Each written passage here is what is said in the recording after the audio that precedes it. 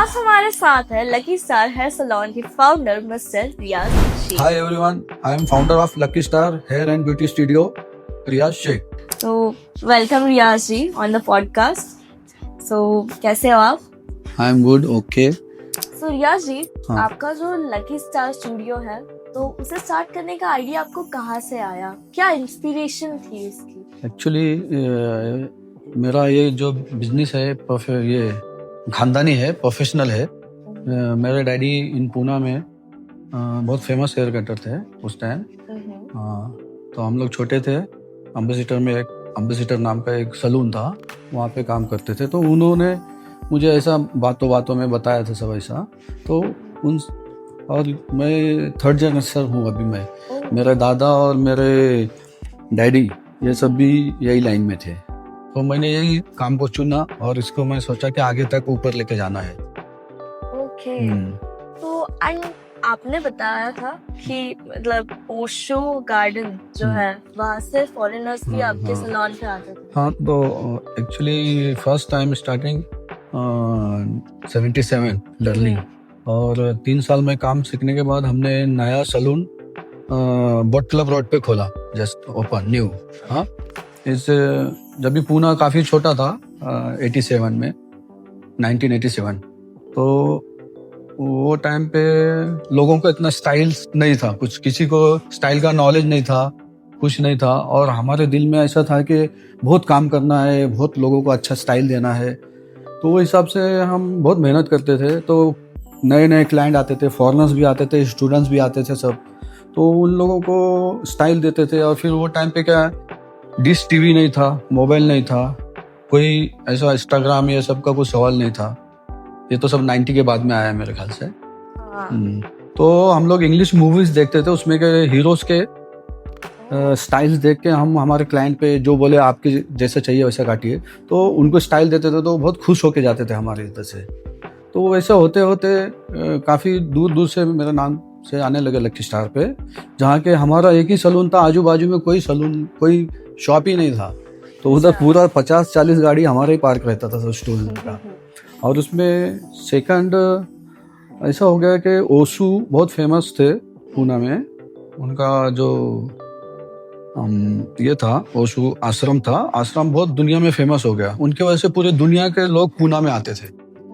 London, Paris, Germany और Switzerland, बहुत stylish. और जो है वो सब रिच लोग, पैसे वाले लोग आते थे.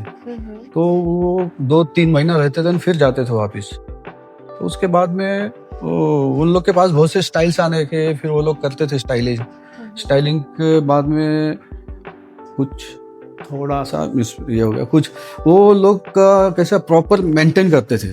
तो आफ्टर 15 डेज के बाद में उनको ऐसा लगता था कि हेयर कट वापिस होना चाहिए. तो वो इधर उधर देखते थे, किधर सलून नहीं रहता था.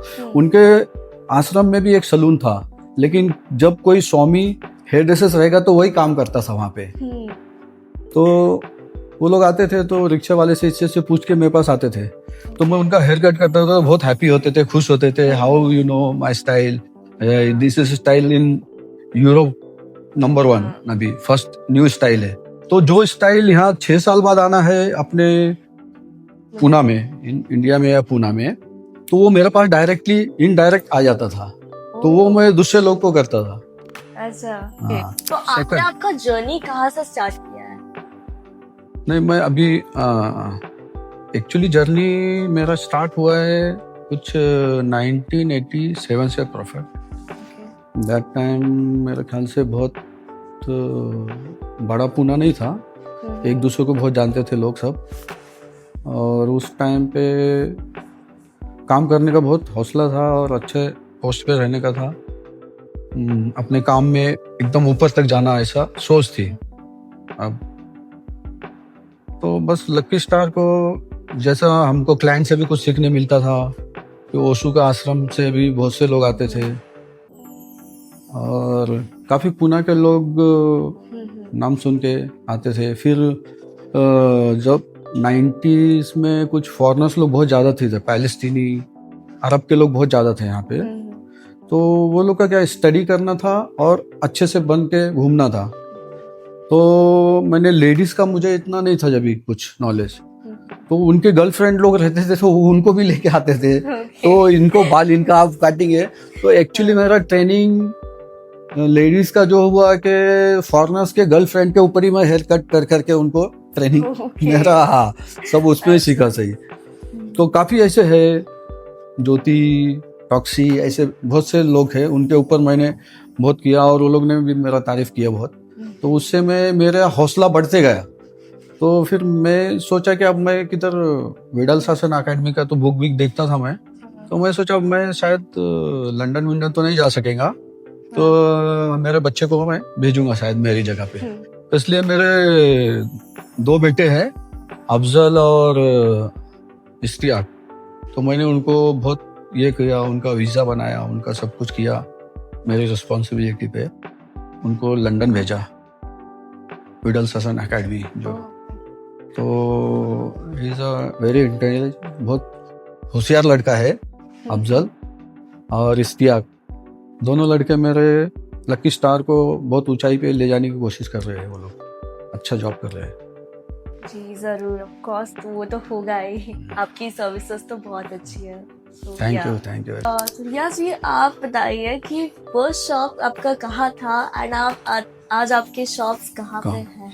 एक्चुअली मेरे दादाजी का और मेरे डैडी का नगर रोड पे येरोडा में जो ब्रिटिश लोग का ब्रिज था उसके opposite side lucky star. Lucky star इसलिए नाम रखा गया है कि मेरे बाप डैडी का नाम है लतीफ, तो L फॉर लकी स्टार, वो हिसाब से नाम रखा गया है। हाँ, तो सेकंड शॉप बोट क्लब बोलते, एक्चुअली दैट इज फर्स्ट, समझो मैं हम लोग का इम्प्रेस आने के लिए और इंटरेस्ट है आने के लिए और अच्छे क्लाइंट के लिए हमने बोट क्लब रोड पे नित्यानंद कॉम्प्लेक्स में फर्स्ट शॉप खोला। सेकंड कल्याणी नगर, फिर third one in camp Ashoka pavilion, doctor Ambedkar road, and fourth one market yard Gangadham. हाँ, they are working Afzal Shaikh is from London. हाँ, तो Istiaq in Ashoka Pavilion. So I have so many shops, but I share some my cousin brothers. Sir, उस time पे क्या techniques famous थी and आपने क्या techniques use करी थी जो इतना इम्प्रेस हो गए सब आपके हेयर कट से? एक्चुअली वो दैट टाइम ना इतने ज्यादा टेक्निक्स नहीं थे, कुछ सिर्फ ब्लो ड्रायर था। और फिर जो भी है तो वो टाइम हम लोग ने बहुत क्रेज किया था, वो पमिंग, बाय पमिंग बाल को मोमेंट चेंज कर देना एकदम। मतलब किसी क्लाइंट का बाल उसको सेटल नहीं होता है तो उसको हम लोग पमिंग बोलते थे। उससे पमिंग करके ऐसा करते थे बाल को हम हमारे तरह से कैसे भी मैनेज कर सकते थे, ऐसा बाल को बना देते थे। तो वो हिसाब से वो टेक्निक मतलब किसी के पास नहीं रहता था, उसका नॉलेज भी किसी को नहीं रहता था। इवन प्रोडक्ट बनाने वाले को भी नहीं समझता था कि ये चीज़ ये किधर इस्तेमाल करेगा। तो उससे हमने बहुत लोगों को स्टाइल दिया जिनके पास कोई स्टाइल ही नहीं था, तो वो हम पमिंग से किया वो उतना। और उसके बाद में फिर आफ्टर 3-4 इयर्स के बाद में फिर आइनिंग आया, रिबॉन्डिंग आया, फिर कलर्स आए कुछ। पहले सबसे पहला वेला कैलेस्टोन 2000 वो आया था, उसका सेमिनार से तो हमने अटेंड किया था। तो बहुत से ऐसे सेमिनार्स भी हुए। उसके बाद में फिर मेन हमारे वर्क में टेक्निक के प्लस उसको डिज़ाइनिंग कैसे करना चाहिए हेयर स्टाइल का, वो बेसिक रोल रखता है। और दूसरी क्या है, प्रोडक्ट आपके पास अच्छे होने चाहिए। और प्रोडक्ट भी हमने अपने खुद से परचेस किया है, तो हमारे पास वो चीज़ सब कुछ अवेलेबल था। तो इसकी वजह से हमारी ग्रोथ थोड़ा सा, लोगों को हमने अच्छा और बेस्ट सर्विस दिया। और सलून का जो माहौल है वो इतना कूल और इतना अच्छा रखते हैं हमारे सलून में कि लोग एक बार आए कि दूसरी बार उनको आने की इच्छा होती है। आपने इन्वेंट्री वगैरह कहाँ से मैनेज किया था उस टाइम पे? इन्वेंट्री मींस मतलब इन्वेंट्री मतलब लेट्स से कोई अगर अलग से टूल्स आपने यूज किए होंगे या फिर लाइक अभी स्टार्ट करना था आपको, तो फिर आपने कहाँ से मैनेज किया? द वेरी फर्स्ट शॉप जो आपने खोला, तो उसके लिए आपको कोई स्ट्रगल्स आए थे क्या? नहीं, उसके लिए ऐसे कोई स्ट्रगल्स नहीं थे, पर जो आदमी काम करते रहता हमेशा ना, तो उसके सामने आते बहुत से चैलेंजेस। तो उसका सोल्यूशन भी हमको क्लाइंट से ही मिल जाता था कभी कभी। सर आजकल के बच्चों को जो आज जी। का जनरेशन है हाँ। उनका लाइफस्टाइल तो आपको पता ही है, तो and you know specially diet बहुत अफेक्ट करता है हेयर हेल्थ को, तो आप क्या टिप्स देंगे कि वो अपने हेयर्स को यू नो और अच्छे से अच्छा। ग्रो कर सके एंड मेंटेन कर सके? हाँ, आजकल के बच्चे लोगों का बाल बहुत झड़ना हो गया, टूटता है, डंड्रफ है या hair fall and grey hair. Actually आज का माहौल ऐसा है कि वो डाइट ठीक से नहीं लेते हैं और दिन में 24 आवर्स में कम से कम 1 घंटा अपने बॉडी को भी देना चाहिए, एक्सरसाइज और डाइट अच्छे से लेना चाहिए। हाँ, तो ऑयल मसाज उसको करना चाहिए। तो रेगुलर वॉश भी, अभी बहुत से स्टूडेंट्स है, बहुत से है फुटबॉल खेलते या कोई भी गेम खेलते तो डस्ट भी चले जाता है, तो सब वो डस्ट पूरा पसीने के साथ अंदर ब्लॉक हो जाता है, उसकी वजह से हेयर फॉल। और हेयर को एक्चुअली चाहिए क्या, ब्लड चाहिए अच्छा रहने के लिए। उसको जब ब्लड नहीं मिलेगा तो वो हेयर फॉल आएगा या ग्रे होगा। उसके लिए आपको एक्सरसाइज और अच्छा डाइट करना है। तो वो सब फॉलो किया तो फिर आदमी ऑलरेडी अच्छा ही रहेगा, वो उसका प्रॉब्लम।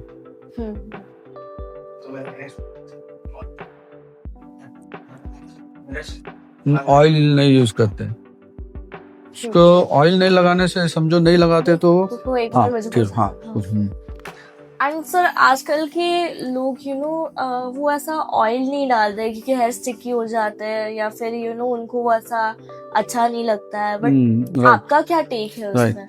तो अगर हेयर तो लगाना एटलीस्ट वीक में 1 टाइम तो लगाना चाहिए। अगर नहीं भी लगाते हैं तो उनको पार्लर्स में या सलून्स में जाके डीप स्पा करना चाहिए, तो जिससे कि उनके स्कल्प क्लीन हो जाए और फिर बाल हेयर फॉल भी नहीं होवे और बाल झड़े भी नहीं और वाइट भी जल्दी नहीं हुए। एटलीस्ट आफ्टर 10-15 डेज में जाके हेयर स्पा करना चाहिए डीप कंडीशनिंग, वो उसके लिए सही रहेगा। तो सर आपने जो सबसे पहला हेयर कट किया था वो आपने कितने पैसों में किया था एंड आज उसका प्राइस कहाँ पे है? जी, first haircut I think 1987 में मैंने 20 रुपीज में किया था। हाँ, तो उसके बाद जैसा 10, 20, 15 रुपये ऐसा इंक्रीज होते गया। अभी हम लोग पर हेयर कट का चार्ज करते हैं 1000 रुपीज एंड हमारे लोग का स्टाफ जो है उसका कुछ 400 रुपीज है अभी चार्ज। तो काफी मतलब हर एक चीज में बढ़त हो गई है, तो वो हिसाब से स्टाफ लोग को ये हो तो हाँ, और हमारा वेल मेंटेन सलून है तो उसके लिए चार्ज अभी भी और मैं तो पहले भी बढ़ाना चाहता था चार्ज ऐसा। इसमें अभी एक बात मेरे ध्यान में अचानक याद आई कि मेरे डैडी ने बोला है मेरा डैडी बहुत इंप्रेशन मुझे बहुत सिखाते थे, ऐसा नहीं हाथ पकड़ के, कि वो जस्ट मेरे को बात से सिखाते थे, ऐसा लैंग्वेज से बोलते थे क्लाइंट को कैसा करना। क्लाइंट एंट्री किया तो उसको देख लीजिए आप कैसे कंडीशन में आया है, वो पहले उसको देख लीजिए आप और बैठने के बाद फिर शांति से उसका ये करो तो आप एकदम अच्छा हेयर कट कर सकते हो।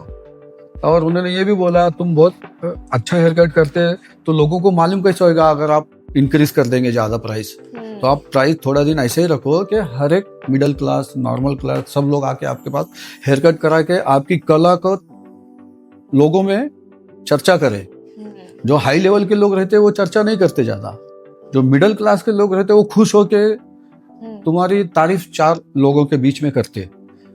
तो आप वो मेरे डैडी का कहना है कि ऐसा प्राइस मत बनाओ, बढ़ाइए, तो इसलिए हम लोग बहुत स्लो प्राइस अप करते थे। वैसा अभी हम लोग जो हिसाब से हम लोग हेयर कट करते थे और जो सर्विस देते थे उस वक्त, तो जो क्लाइंट पैसा देता था ना वो पैसा उसके सामने बहुत कम रहता था, वो कला के सामने। हाँ, लेकिन हमको हमारी कला लोगों में बताना। सर आपने मेंशन किया था कि आपका ये जो बिजनेस है इट्स जनरेशनल बिजनेस एंड अभी आपकी फैमिली जो है उसको ग्रो कर रही है, आपके सन्स, आपकी डॉटर, तो आपको कैसा लग रहा है? हाँ, अभी तो कैसा मेरे 2 सन है और एक डॉटर है। सन लोग का, मेरे बेटे लोगों का ऐसा था कि डैडी हम लोग इतना जॉब अच्छा करते, इतना काम अच्छा करते लोगों में, तो डैडी तारीफ क्यों नहीं करते। हाँ, तो मैं बोलना चाहता हूँ कि मैं अपने बेटे की और इसकी तारीफ क्यों करूँ कि लोग उसकी तारीफ करें। तो आज मैं फील कर रहा हूँ 4-5 साल से, लोग मेरे बेटे की तारीफ मुझे कर रहे हैं। ताकि पहले बेटे चाहते थे कि मेरे डैडी क्यों नहीं मुझे हम लोग की तारीफ करें, तो मैं बोला तारीफ क्या, मैं खुद अपने बेटे की तारीफ क्या करूँ। हाँ, मतलब लोग आके तारीफ करें तो जानूँ आप कुछ हो। तो आज 4-5 साल से मेरे दोनों बेटे की, मेरी डॉटर जो है वो भी अभी लाइन में है, तो हमारा फैमिली पूरा इन्वॉल्व है दिस बिजनेस में, तो बहुत अच्छा फील हो रहा है। हाँ, और मुझसे बड़े बड़े लोग मेरे को प्राउड ऑफ करते हैं कि रियाज तू बहुत अच्छा है, तेरे बच्चे लोग बहुत अच्छा काम कर रहे हैं, जो कि मुझसे बड़े बिजनेसमैन है, बड़े बिल्डर लोग हैं, बड़े वोडिंग के मेन लोग हैं, जो अच्छे लोग। वो तो बहुत प्राउड मोमेंट होगा आपके लिए। यस। तो ऑल्सो सर, आपका जैसा है तो जनरेशन से है, तो आपकी कम्युनिटी को लेके आगे नेक्स्ट 5 इयर्स का कुछ विजन है? जी है, अभी ऐसा तो सोचा है। तो अभी कैसा है, ये लोगों को बताने के लिए कि कैसा है, अभी हमारी कमेटी जो एक सलमानी जमात है, अभी पूना में पहले से बहुत बड़ा हमारी कम्युनिटी और हमारा समाज हो गया है। तो हमारे समाज के बच्चे लोगों के लिए कुछ करना चाहता हूँ कि उनको एक मोटिवेशन देना चाहता हूँ मैं कि भाई हमारी सलून इंडस्ट्री में हेयर ड्रेसेस इतना अपग्रेड ये चल रहा है, तो इसमें दूसरे लोग इन्वॉल्व हो रहे, तो आपके यंग स्टार लोग, हमारे जो कम्युनिटी के हैं सलमानी जमात के, ये यंग स्टार लोग क्यों नहीं आ रहे। तो मैं उन लोगों को ये मैसेज देना चाहता हूँ कि दूसरे लोग हमारी चीज़ों को अडॉप्ट कर रहे हैं, हमारे बिजनेस को कैच कर रहे हैं, तो आप लोग आगे आके थोड़ा सा एजुकेशन लेके, थोड़ा सा हाई क्वालिफिकेशन करके फिर आप इस लाइन में एंट्री होए, इसमें आपको डॉक्टर लोग से भी अच्छा फील होएगा। क्योंकि आज हर एक आदमी को अच्छा बनना है, अच्छा रहना है, अच्छा हेयर कट चाहिए। हेयर जाने के बाद हम हेयर एक्सटेंशन भी करते हैं। हाँ, हेयर रिबॉन्डिंग का भी प्रोसीजर है हमारे पास, वो सब हम कर रहे हैं। तो हमारे समाज के मैं यही कहना चाहता हूँ कि वो लोग कुछ वही है अपने में। तो सर, लकी स्टार सैलून ऐसा क्या डिफरेंटली करता है जो उसको स्टैंड आउट कराता है पूरे पुणे में? राइट। तो एक्चुअली हम लोग का लकी स्टार में सबसे मेन है कि वेरी क्लीन, बहुत साफ सुथरा रहता है, हाइजीनिक एकदम, सीजर से लेके कोम से लेके सब हाइजीनिक रहता है, यूज एंड थ्रो रहता है। और दूसरे क्या है, ऑर्गेनिक जो कलर्स है वो हम लोग ज़्यादा करते हैं, ट्राई करते हैं कोशिश। केमिकल भी जो है अच्छे टॉप लेवल का जो केमिकल है कि जो हार्मफुल नहीं हो, वो हम लोग क्लाइंट को यूज़ करते हैं। और सेकेंडली क्या है, हाँ, हर एक ब्रांच पे हमारा एक ओनर रहता है मौजूद, वो पूरे जो भी स्टाफ है ना उनको देखता है कैसा काम कर रहा है, क्या कर रहा है, और हम पर्सनली उनको एक उनके फेस को, उनको क्या मैच होएगा वो हिसाब से उनको हम स्टाइल देते हैं। हाँ, तो कस्टमर जितना उसकी अपेक्षा रहती है उससे हम 10 टाइम थोड़ा ज़्यादा ही दे देते हैं, तो जाते जाते हंसते हुए जाता है, तो वो हमको बहुत प्राउडफुल फील होता है। और जैसे बाकी के कंट्रीज में देयर आर स्टाइल एडवाइजर्स, तो वैसे आपके सैलून पे भी है?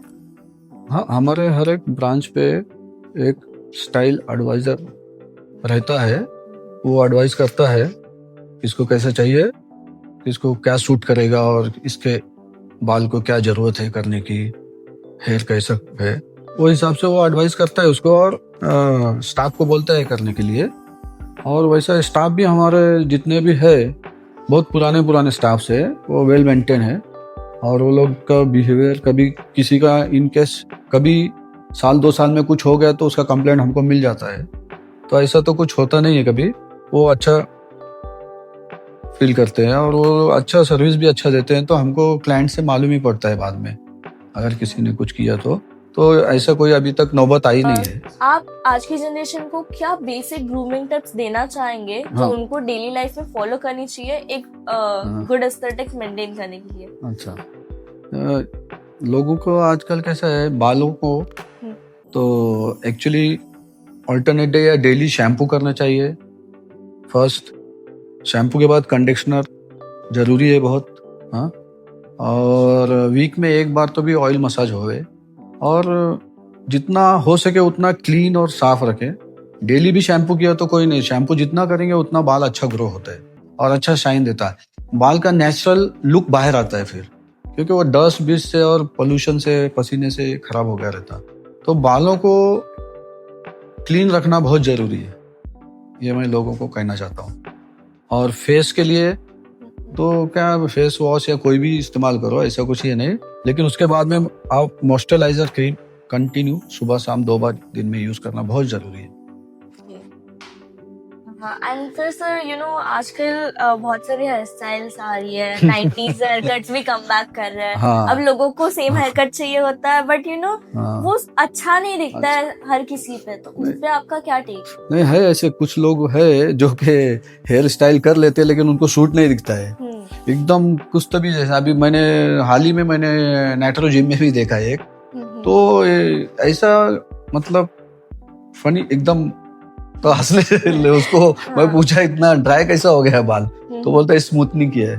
तो कभी कभी क्या है, कोई गलत जगह पे जाके लोग थोड़ा मिस ये हो जाता है, तो फिर उसमें क्या होता है, सलून वाले का नाम भी खराब हो जाता है। तो ऐसे थोड़े लोग हैं कुछ ऐसे।